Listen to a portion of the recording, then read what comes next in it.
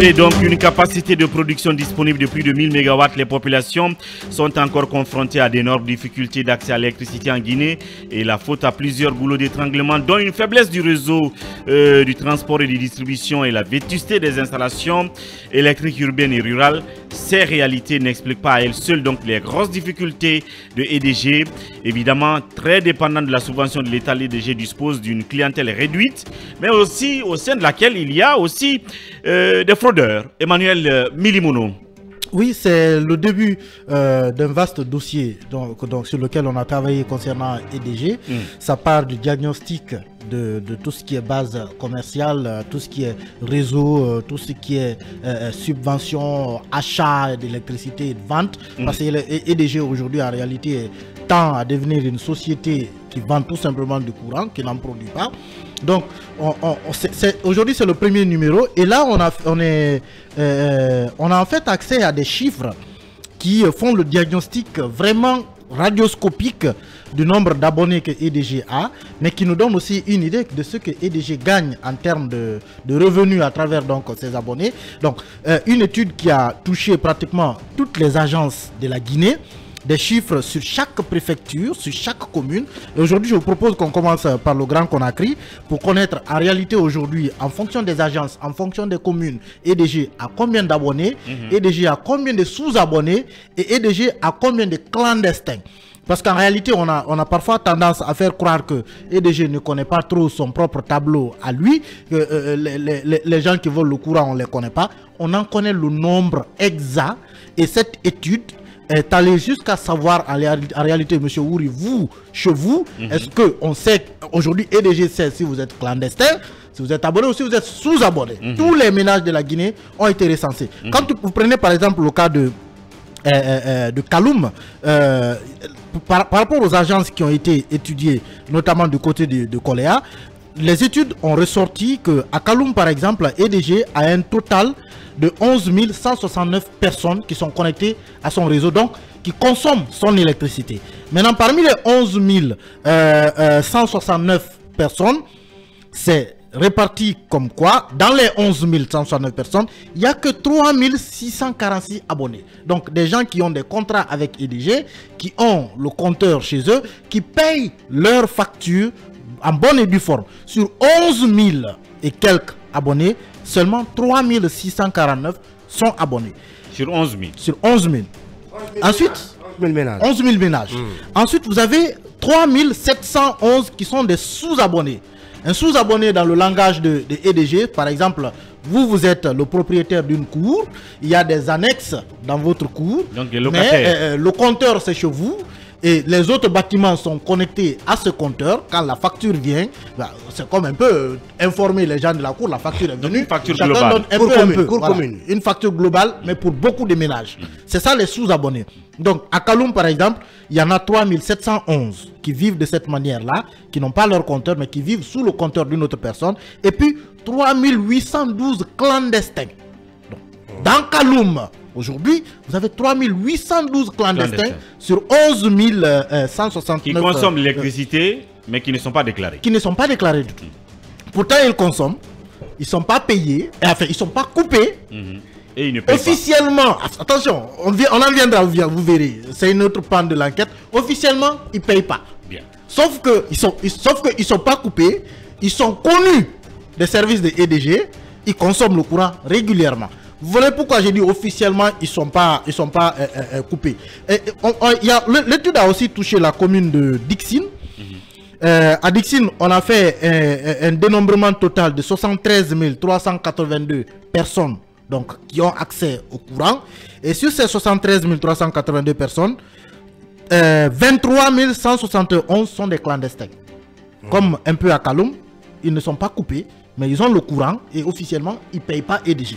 Donc 23 171 sur 73 000. Ensuite, vous avez 31 000 sous-abonnés également de ce côté. Et seulement 19 000 abonnés. Sur 73 000 personnes, vous n'avez que 19 000 abonnés. Où Dixine. Dixine. Toute la commune de Dixine. Et puis vous prenez également le cas de Tomolia, l'agence de Tomolia, parce que les études ont touché les agences. Vous savez, chaque agence a un portefeuille client. Il dit par exemple, telle agence, c'est tel quartier qui constitue son portefeuille. Pour Tomolia, par exemple, ils sont au nombre total de 37 410 personnes, ménages connectés au réseau. Seulement 8 000 sont abonnés sur 37 000. Et là, on a 19 835 sous-abonnés et 8 812 clandestins. Encore une fois. Et puis, vous allez du côté de Kipé, qui est un quartier quand même UP. Résidentiel. Un quartier résidentiel. À Kipé, on a 47 000 ménages connectés, 11 000 clandestins. À Kipé, 28 805 sous-abonnés et seulement 12 500 abonnés. Sur 47 000 dans un quartier résidentiel, et voilà. Il n'y a que 12 000 abonnés. Où il y a la classe moyenne quand même, la classe moyenne, qui sont bien payés, et voilà quoi, qui peuvent quand même payer leur salaire sans se plaindre. C'est pourquoi on parle de quartier UP. Donc sur 47 000 ménages, il n'y a que 12 000 qui sont abonnés. Bien. Et là, on a un total de 11 000 également qui sont sous le régime de la clandestinité. Chaque fois, vous remarquerez que le nombre de clandestins est toujours relativement, sensiblement plus élevé que celui des sous-abonnés et des abonnés. Quand on fera le total au bout, vous verrez un peu comment est-ce que on peut dire que EDG est programmé à une mort certaine. Vous allez également du côté de Taouya. Taouya qui fait 46 000 abonnés. Là, on a 14 000 clandestins, 23 000 sous-abonnés, seulement 9 000 abonnés. Sur 46 000 personnes. Je vais aller très vite. Yimbaya, ils sont 51 000 ménages, seulement 11 000 abonnés, 25 000 sous-abonnés, 14 700 clandestins. Koléa également, Koléa qui est aussi une zone quand même très proche de la ville où la consommation est aussi très intense. Là-bas, on a 31 412 ménages connectés au réseau de EDG. Seulement 7 820 sont abonnés. 13 669 sont sous-abonnés. 9 938 sont des clandestins. Bien. Même chose à Matam, 20 000 abonnés, 20 000 personnes connectées au réseau, 8 000 abonnés, 8 000 sous-abonnés, 3 000 clandestins. Qui sont on a 30 000 personnes au total. Et puis, on n'a que 11 000 abonnés sur les 30 000 et 11 000 encore qui sont des sous-abonnés. Puis, 8 000 qui sont également sous le régime de la clandestinité. Maintenant, je vais terminer par les deux grandes villes parce qu'aujourd'hui, comme je l'ai dit, on va parler du Grand Conakry. Dubreka qui fait partie aujourd'hui du Grand Conakry. Dubreka fait au total 27 312 ménages connectés au réseau.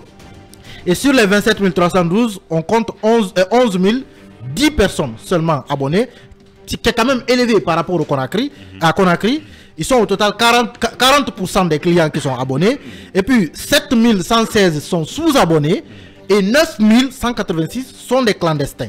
Enfin, sur Koya plutôt, Koya, on a là-bas 11 370 ménages connectés au réseau.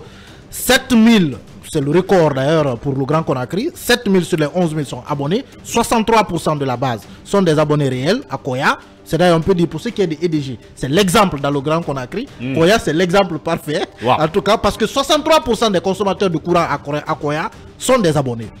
19%, donc 2158 sont des sous-abonnés et 18% seulement, 2034 sont des clandestins. On va, pour l'instant, ça c'est pour le Grand Conakry. Dans les jours à venir, on va s'arrêter là aujourd'hui. Dans les jours à venir, on va faire le diagnostic des autres préfectures également, région par région, parce que pour chaque préfecture, nous avons des données. Il y a même des préfectures qui n'ont pas pu être étudiées. Par exemple, on a parlé du cas de Yomu, on en viendra. Yomu, où officiellement il y a 0 abonné, mais il y a du courant. Officiellement, il y a 0 abonné, voilà. Il n'y a pas de facture, mais il y a du courant et c'est consommé. Dabola également, officiellement 0 admis parce qu'on n'a même pas pu faire l'étude du fait que techniquement, le réseau de EDG a été surchargé, superposé, du point où on ne sait pas où commencer, on ne sait pas où terminer. Mais ces études-là, vous allez le voir quand on va les détailler.